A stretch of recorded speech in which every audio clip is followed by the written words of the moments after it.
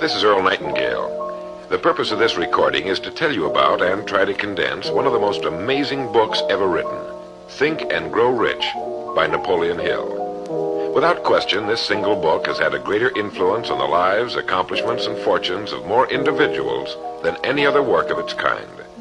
All over the free world, there are literally thousands of successful men in all lines of work who are where they are today because they once picked up and bought a copy of Think and Grow Rich, and they'll be quick to tell you so. I first discovered this remarkable book in the fall of 1949. It was of enormous help to me. It helped me decide once and for all how I was to accomplish my goal. It unified my thinking and gave me a straight, clear road to the point I had decided to reach. One of my closest friends found the book several years ago and stayed home for 3 days reading and digesting its material, and he then went on to reach the top in his industry. I've sat in richly paneled, carpeted executive offices and listened to world-famous business leaders, some of them old enough to be my father, tell me that everything worked out fine after they had read Think and Grow Rich. Now, what's the secret of this amazing book? Why has this book, out of all the thousands of self-help books, remained the one towering giant? I think to understand this, you have to know Napoleon Hill as I do. He certainly was not the first man to be appalled at the poverty and seemingly endless struggle and lack of direction he saw about him as a boy and as a young man, nor was he the first to write on the subject. But he possessed two unique, highly developed abilities seldom found in one man. The first was in the manner in which he approached his subject. Napoleon Hill went after the answers to achievement in the same way a scientist seeks to open to the light of reason a secret of nature.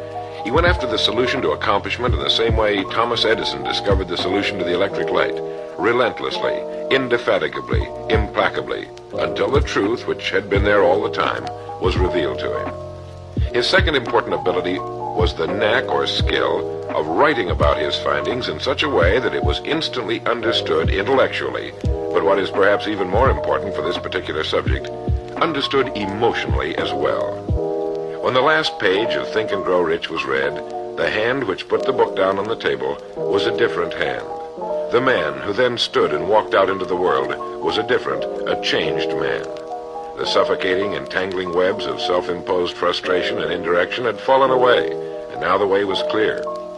The man was now the possessor of the unique, unseen talent for turning dreams into reality, thoughts into things. So-called fate or the idle effects of exterior circumstances were no longer in command. He who had been a passenger was now, suddenly, the captain. To begin, we have to understand the simple truth, the principle or philosophy which lies as the supporting structure of this work. Unless whatever it is you build is based on truth, you will end with the entire structure fallen and scattered about you like the armor of Homer's ancient warriors. It simply cannot stand. It cannot withstand the test of time. The reason Think and Grow Rich has withstood the test of time is because it rests on the broad, clean foundation upon which may also be found every accomplishment of man. The clear, unchallengeable fact that everything begins with an idea. A philosophy based on the fact that riches of every kind begin with the state of mind, that one may start with nothing but thoughts, ideas, and organized plans. Thoughts are things, incredibly powerful things when mixed with definiteness of purpose, persistence, and a burning desire for their translation into material objects or riches, riches being whatever it is you happen to want. Wise men have been saying this for centuries, and just recently Charles A. Cerami wrote, "The truth is that the human mind is as real an organism as any muscle in the body, but far greater in potential power. And like muscle fiber, it can be strengthened to lead on to unimagined conquests." So this, then, is the truth on which Think and Grow Rich is based. If you know what you want, and if you want it strongly enough to muster the kind of persistence that simply cannot be stopped, you will most certainly achieve it. By controlling your mind, you can control your destiny here on Earth. With this as our foundation, let's talk about Napoleon Hill's famous 13 proven steps to riches as found in his book Think and Grow Rich, remembering, of course, that riches are whatever it is you happen to want. And right here, let me make two important points. The first is that whenever you listen to this record, have a notebook handy and make notes as we go along. The second is that this record was produced for your own personal use, to go with you on your own exciting journey. To play this record for a group will prove to be of only temporary help. Make sure you have your own personal copy to play again and again, particularly at those times when you may feel yourself getting off the track. And now, Napoleon Hill's famous 13 principles. You will notice that we have separated each principle by banding them on the record. In this way, you're given quick access to any particular principle to which you may wish to return for reference. The first principle, desire. Here is the starting point for all achievement, the first step toward riches. But it's right here that we so often run into a stumbling block. A person will say, I know what I desire, but can I get it? We'll get into this business of doubt later, but once and for all, let's clear up this point. This point of whether or not you can accomplish that which you desire with all your heart. I think it was best expressed by Emerson, who wrote, "There is nothing capricious in nature, and the implanting of a desire indicates that its gratification is in the constitution of the creature that feels it." In other words, you would not have the desire unless you were capable of its achievement. Each of us has a built-in governor, and our desires are modified by our abilities and leanings.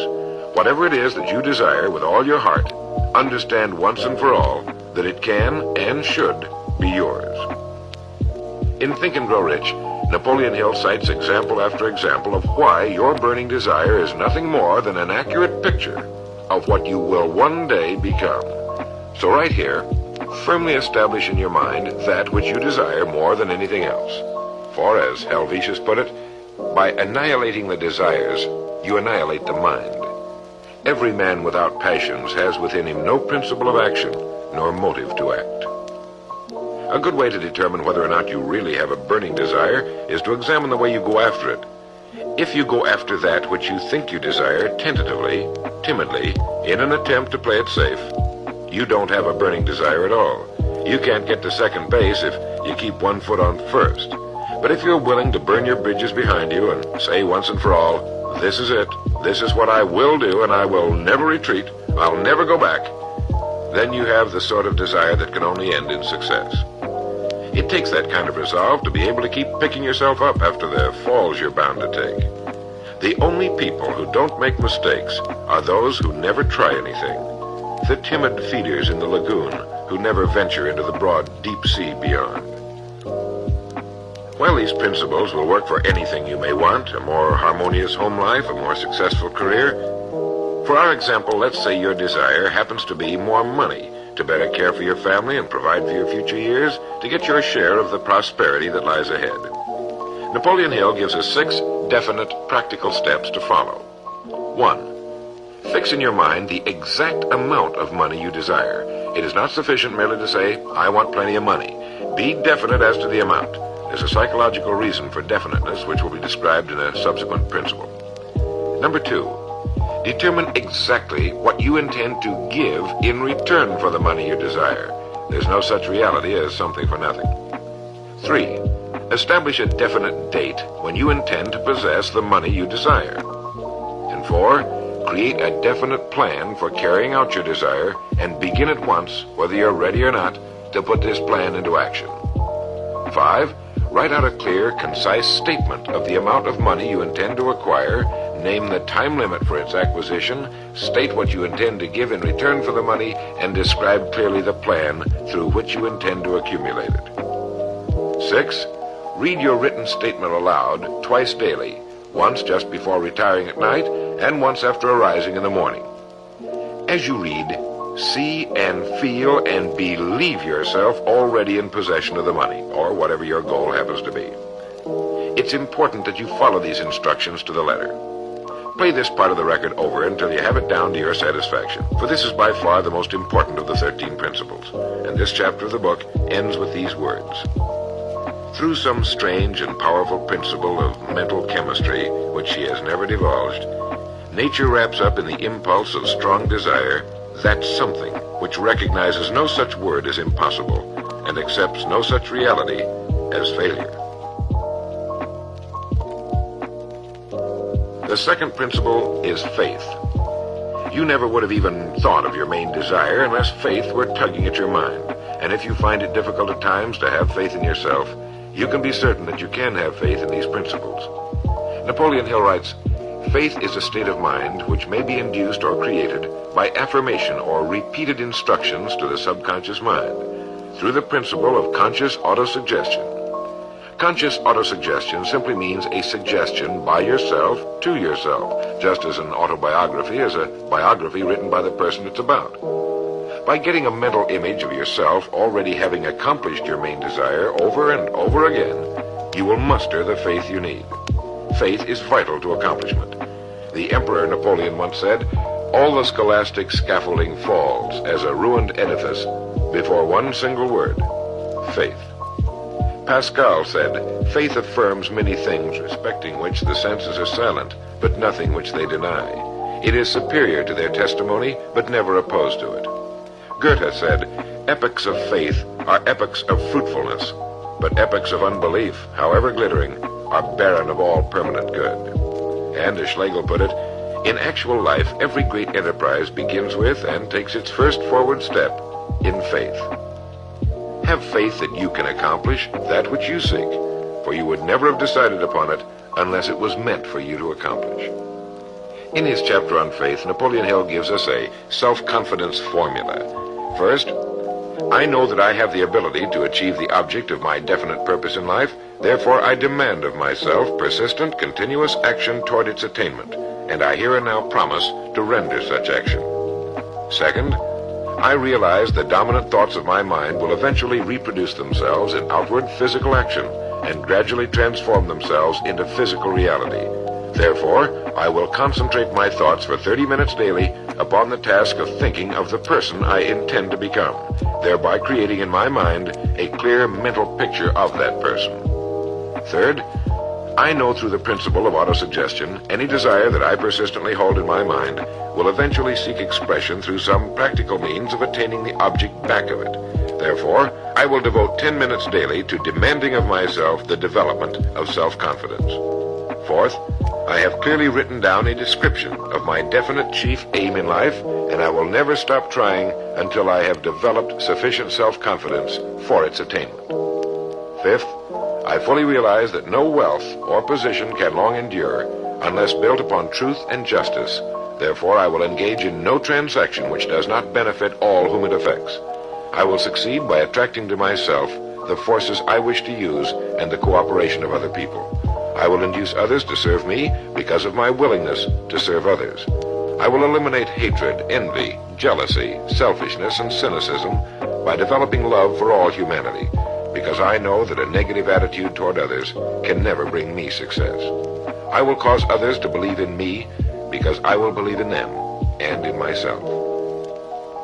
In rereading Think and Grow Rich so that I could write this condensation for recording, I was forcibly struck all over again by this great chapter on faith, particularly the examples of how some of the world's greatest men have accomplished what appeared to be impossible through faith. The third principle is autosuggestion. Now, we've already touched on this. This chapter of the book tells us how, through repeated suggestion, the subconscious mind can be put to work for us. It is the faculty of being able to concentrate your mind on your burning desire until your subconscious mind accepts it as fact and begins to devise ways of bringing it about.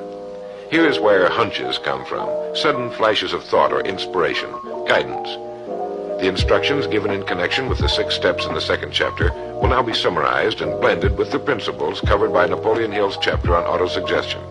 First, go into some quiet spot, perhaps in bed at night, close your eyes and repeat aloud, so you may hear your own words, the written statement of the amount of money you intend to accumulate, or a careful reaffirmation of whatever your goal happens to be, the time limit for its accumulation, and a description of the service or merchandise you intend to give in return for the money.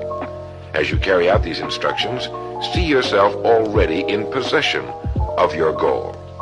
For example, suppose that you intend to accumulate $50,000 by the 1st of January, 5 years from now, that you intend to give personal services in return for the money in the capacity of a salesman. Your written statement of your purpose should be similar to the following. By the first day of January, 19, whatever it happens to be, I will have in my possession $50,000, which will come to me in various amounts from time to time during the interim. In return for this money, I will give the most efficient service of which I am capable, rendering the fullest possible quantity and the best possible quality of service in the capacity of salesman of, and here describe the product or service you intend to sell or whatever it is you do for a living. It goes on. I believe that I will have this money in my possession.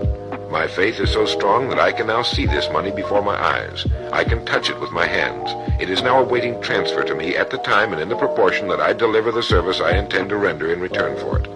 I am awaiting a plan by which to accumulate this money, and I will follow that plan when it is received. Second, repeat this program night and morning until you can see in your imagination the money you intend to accumulate. Third, place a written copy of your statement where you can see it night and morning and read it just before retiring and upon arising until it's been memorized. As you carry out these instructions, you are applying the principle of auto-suggestion. The fourth principle is specialized knowledge. It is here that I think Napoleon Hill makes a very important point. Knowledge is power only to the extent that it is organized into a definite plan of action and directed to a definite end. To quote from the book, before you can be sure of your ability to transmute desire into its monetary equivalent, you will require specialized knowledge of the service, merchandise, or profession which you intend to offer in return for fortune. Perhaps you may need much more specialized knowledge than you have the ability or the inclination to acquire. And if this should be true, you may bridge your weakness through the aid of your mastermind group. More on this later, but for now realize that you must learn all you can about your specialty. Set aside a definite time every day for learning more about what it is you do for a living. Take the courses that are offered on your subject and associate with men who know your business well. The fifth principle is imagination. The imagination is literally the workshop wherein are fashioned all plans created by man. The impulse, the desire is given shape, form, and action through the aid of the imaginative faculty of the mind. It has been said that man can create anything he can imagine. As Napoleon Hill says and teaches, whatever the mind of man can conceive and believe, it can achieve. Man's only limitation within reason lies in his development and use of his imagination and subsequent motivation to action. The great leaders of business, industry, finance, and the great artists, musicians, poets, and writers became great because they developed the power of self-motivation. Incidentally, one of the best books ever put together on this subject, if not the greatest, is Success Through Positive Mental Attitude by Napoleon Hill and W. Clement Stone.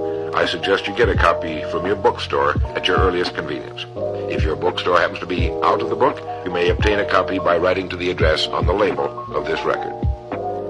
As you go about your daily work, think constantly of ways in which it could be done better, more efficiently. Think of the changes that are inevitable. Can they be made now? And if you feel limited, remember the words of the late Frank Lloyd Wright. He said, "The human race built most nobly when limitations were greatest, and therefore when most was required of imagination in order to build it all. Limitations seem to have always been the best friends of architecture." As you build your future from this point onward, don't concern yourself with limitations, but remember that they may be your best friends, since they require imagination if we're to rise above them. And as Beecher said, the soul without imagination is what an observatory would be without a telescope. Now, if you'll turn this record over, we'll get to the sixth principle. The sixth principle is organized planning. You have decided on your desire, your goal. Now let's organize the plan for its accomplishment right on schedule. Let me quote again from Think and Grow Rich. You have learned that everything man creates or acquires begins in the form of desire. The desire is taken on the first lap of its journey from the abstract to the concrete in the workshop of the imagination, where plans for its transition are created and organized.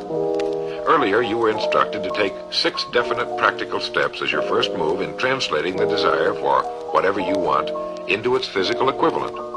One of these steps is the formation of a definite practical plan or plans through which this transformation may be made.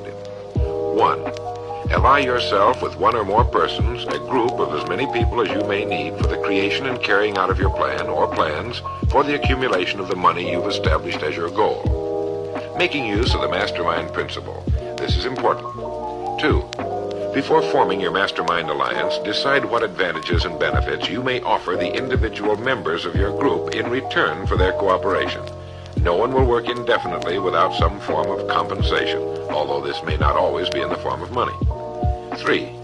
Arrange to meet with the members of your mastermind group at least twice a week, and more often if possible, until you have jointly perfected the necessary plan or plans for the accomplishment of your goal. 4. Maintain perfect harmony between yourself and every member of your mastermind group.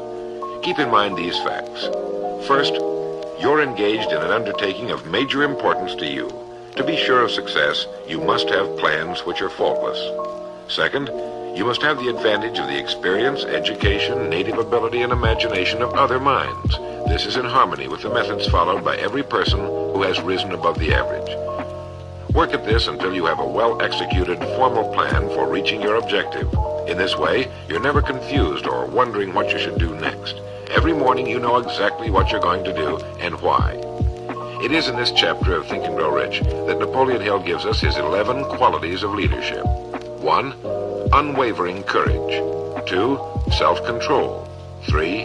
A keen sense of justice. 4. Definiteness of decision. 5. Definiteness of plans. 6. The habit of doing more than paid for. 7. A pleasing personality.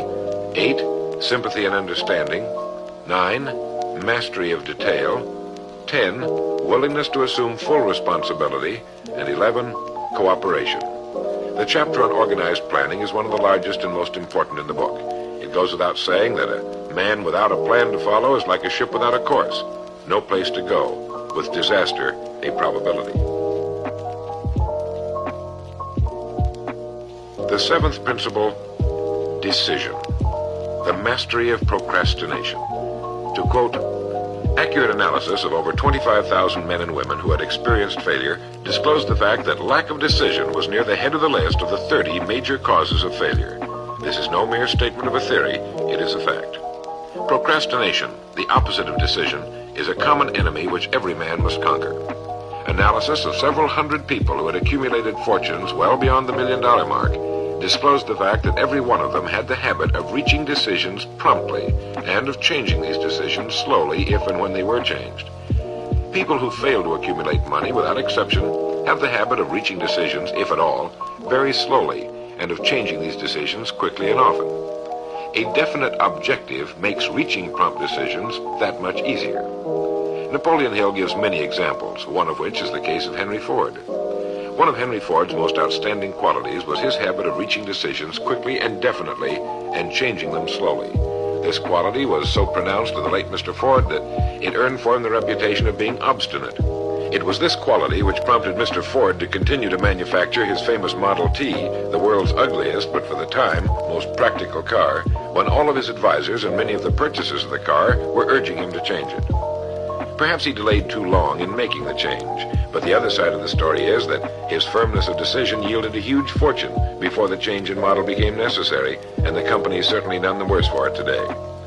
When you make up your mind, stay with it. The majority of people who fail to make the grade are generally easily influenced by the opinions of others, easily swayed. They permit the newspapers and the gossiping neighbors to do their thinking for them. Opinions are the cheapest commodities on earth. Keep your own counsel when you begin to put into practice the principles we're describing here. By reaching your own decisions and following them, take no one into your confidence except the members of your mastermind group, and be very careful in your selection of this group, that you choose only those who will be in complete sympathy and harmony with your purpose. Close friends and relatives, while not meaning to do so, often handicap one through opinions and sometimes through ridicule. Thousands of men and women carry inferiority complexes with them all through life, because some well-meaning but ignorant person destroyed their confidence through opinions or ridicule. If a decision is worth anything at all, it's worth sticking to until it's been completely worked. The 8th principle, persistence. Napoleon Hill defines persistence as the power of will. Willpower and desire, when properly combined, make an irresistible pair. Persistence to an individual is what carbon is to steel. In uncounted thousands of cases, persistence has stood as the difference between success and failure. It is this quality more than any other that keeps the majority from great accomplishment. They'll try a thing, but as soon as the going gets tough, they fold. Experience with thousands of people has proved that lack of persistence is a weakness common to the majority of men. It is a weakness which may be overcome by effort. If you're to accomplish the desire you've set for yourself, you must form the habit of persistence. Things will get dark. It will seem as though there's no longer any reason to continue. Everything in you will tell you to give up, to quit trying. And it's right here that the men are separated from the boys. It's right here that if you'll go that extra mile and keep going, that the skies will clear, and you'll begin to see the first signs of the abundance that is to be yours because you had the courage to persist. With persistence will come success. Persistence is a state of mind. Therefore, it can be cultivated. Like all states of mind, persistence is based upon definite causes, among them these. 1, definiteness of purpose, knowing what you want. 2, desire. 3, self-reliance. 4, definiteness of plans. 5, accurate knowledge, knowing that your plan is sound. 6, cooperation. Sympathy, understanding, and harmonious cooperation with others tend to develop persistence. 7, willpower. 8, habit. Persistence is the direct result of habit. The 9th principle, power of the mastermind. It is in this section that Napoleon Hill describes the importance of forming a group of individuals sympathetic to your desire. They may be individuals with similar plans. A mastermind group can be made up of 2 or more individuals. No 2 minds ever come together without thereby creating a third invisible, intangible force, which may be likened to a third mind. You may have noticed many times that by discussing something with another individual, you suddenly get good ideas as a result of this association. Ideas you would not have gotten without this association. The same thing happens to the other person. A lot of good ideas have been born in individual minds as a result of having met in committee. Associating with your mastermind group is not meant as a means of letting others do your thinking for you. Far from it. It is to stimulate your own thinking through the association with other minds.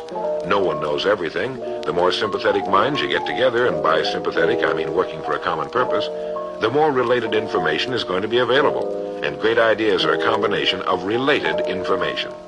So pick the member or members of your mastermind group with care. Make sure they're people you respect and who are hard-working and conscientious. You'll have a lot of fun, and you'll all reach your goals just that much sooner. The 10th principle could be called enthusiasm. That is, the enthusiasm that comes from the channeling of all bodily drives into positive, worthwhile outlets. It is in this chapter that Napoleon Hill describes the importance of the woman, the one and only woman, in the achievement of a worthwhile goal. It seemed quite significant to Mr. Hill that practically every great leader was a man whose achievements were largely inspired by a woman. When things get tough, and you can count on it, they will, you may be deserted by what you thought were friends. But if you've got a good woman, you'll never be alone. She'll be willing to start over again if necessary, and she'll give you the new enthusiasm that comes through her faith in you. Having someone to love is having someone to share your success and accomplishments, to give you the praise that all of us need from time to time. A man can become successful without a wife and family, but all the real joy is taken out of it. Take care of your wife and children as your greatest possessions. The 11th principle has to do with the subconscious mind. The subconscious mind consists of a field of consciousness in which every impulse of thought that reaches the objective mind through any of the 5 senses is classified and recorded, and from which thoughts may be recalled or withdrawn as letters may be taken from a filing cabinet. It receives and files sense impressions or thoughts, regardless of their nature. You may voluntarily plant in your subconscious mind any plan, thought, or purpose which you desire to translate into its physical or monetary equivalent. The subconscious acts first on the dominating desires which have been mixed with emotional feeling, such as faith. Your subconscious mind works night and day. Through a method of procedure unknown to man, the subconscious mind draws upon the forces of infinite intelligence for the power with which it voluntarily transmutes one's desires into their physical equivalent, making use always of the most practical media by which this end may be accomplished. You cannot entirely control your subconscious mind, but you can voluntarily hand over to it any plan, desire, or purpose which you wish transformed into concrete form. No one knows very much about what we call the subconscious or unconscious mind. We do know that it is incalculably powerful and can solve our problems if we go about using it the right way. And the best way is to hold in your conscious mind as often as possible a clear picture of yourself already having accomplished your goal. You know what you want, define it clearly, and then project it on the motion picture screen of your mind. Hold it. See yourself doing the things and having the things you'll have when your objective will have been reached. Do this as often as possible as you go about your daily work, and particularly at night, just before you go to sleep, and the first thing upon arising. As you do this, your subconscious will begin to lead you in the most logical ways toward your objective. Don't fight it. Follow your sudden hunches, the ideas that come into your mind, knowing that it's your subconscious trying to get through to your conscious mind. If you'll keep at this, you'll be amazed and delighted by the wonderful ideas that just seem to come from nowhere. In the next principle, we'll talk some more about this sixth sense that seems to control the lives of the great men and women, but it comes from a systematic triggering of the subconscious mind. The lives of the great men and women, which seem miraculous to the average person, are nothing more than the fulfillment of their burning desires through the power of their subconscious minds. Time means nothing to your subconscious. A man could work steadily at his job for 40 years and not accomplish as much as is possible in 3 or 4 years through the proper working of this principle. Your subconscious mind cannot remain idle. If you fail to plant desires in your subconscious mind, it will feed upon the thoughts which reach it as a result of your neglect. Remember that you're living daily in the midst of all manner of thought impulses which are reaching your subconscious mind without your knowledge. Some of these impulses are negative, some are positive. You are now engaged in trying to help shut off the flow of negative impulses and to aid in voluntarily influencing your subconscious mind through positive impulses of desire. When you achieve this, you will possess the key which unlocks the door to your subconscious mind. Bulwer wrote, "The man who succeeds above his fellows is the one who, early in life, clearly discerns his object, and toward that object habitually directs his powers. Even genius itself is but fine observation strengthened by fixity of purpose. Every man who observes vigilantly and resolves steadfastly grows unconsciously into genius." The key word there is unconsciously. Know what you want. Decide once and for all that it will be yours. Remain steadfast on course, propelled by faith, and your subconscious or unconscious mind will do the rest. The 12th principle, as outlined in Think and Grow Rich by Napoleon Hill, has to do with the brain. If you had access to all the wealth in the world and took a penny, you would be doing exactly what you very probably have been doing in the use of your brain. Nothing in the world is more pitiful than the misunderstanding by the average person of the power of his brain and the minds to which it is connected, the conscious and the subconscious. You own in your brain the most marvelous, miraculous, inconceivably powerful force the world has ever known. Take, for example, the fact that the number of lines which connect the brain cells with one another equal the figure 1 followed by 15 million ciphers. It has been determined that there are from 10 to 14 billion cells in the average human cerebral cortex. It is inconceivable that such a network of intricate machinery should be in existence for the sole purpose of carrying on the physical functions incidental to growth and maintenance of the physical body.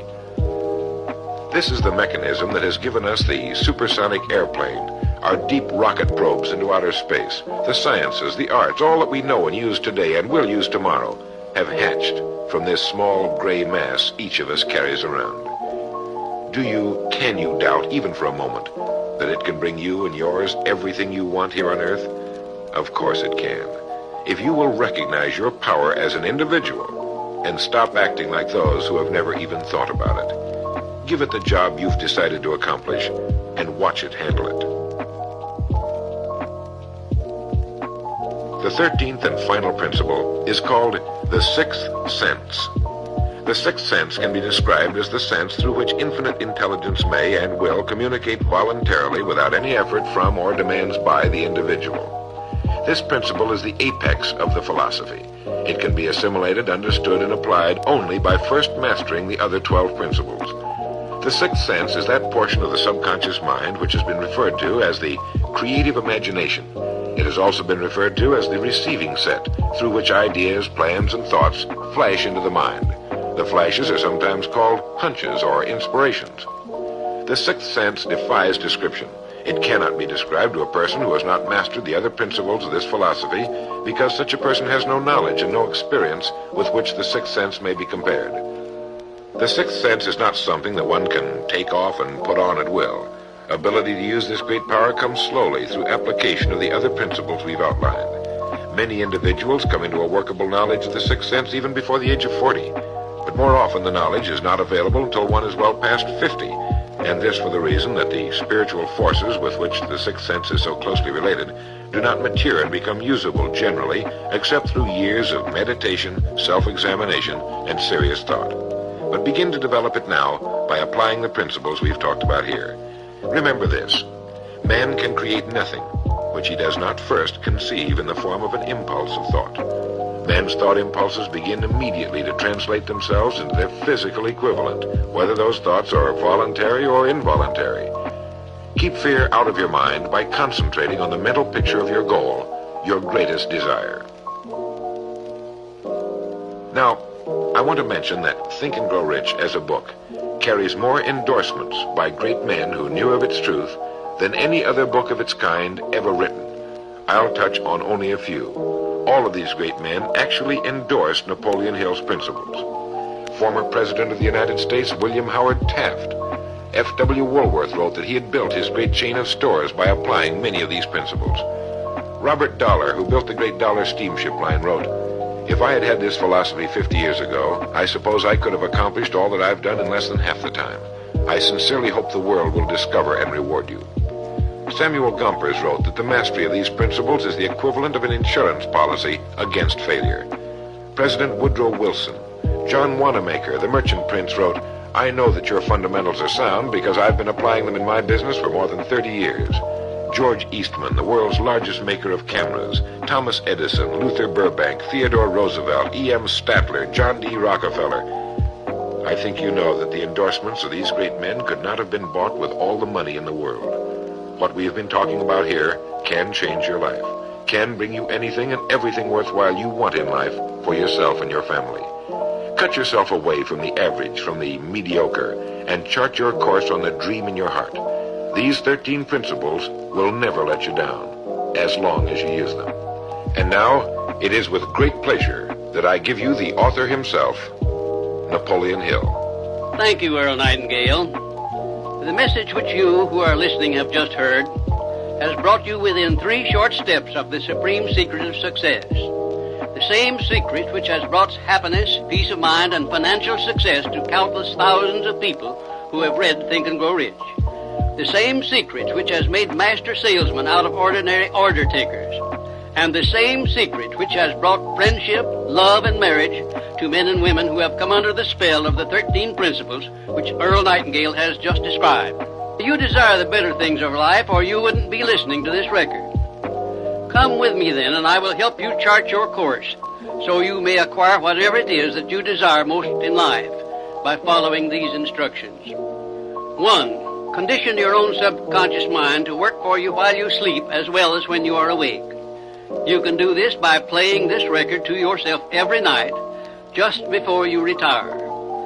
Then, before you go to sleep, after hearing the record, write out a clear statement of what you wish to accomplish the following day, and request your subconscious mind to work during the night and provide you with the plan you will need to achieve your purpose. 2. Form a personal mastermind group of 2 or more people who are closely associated with you.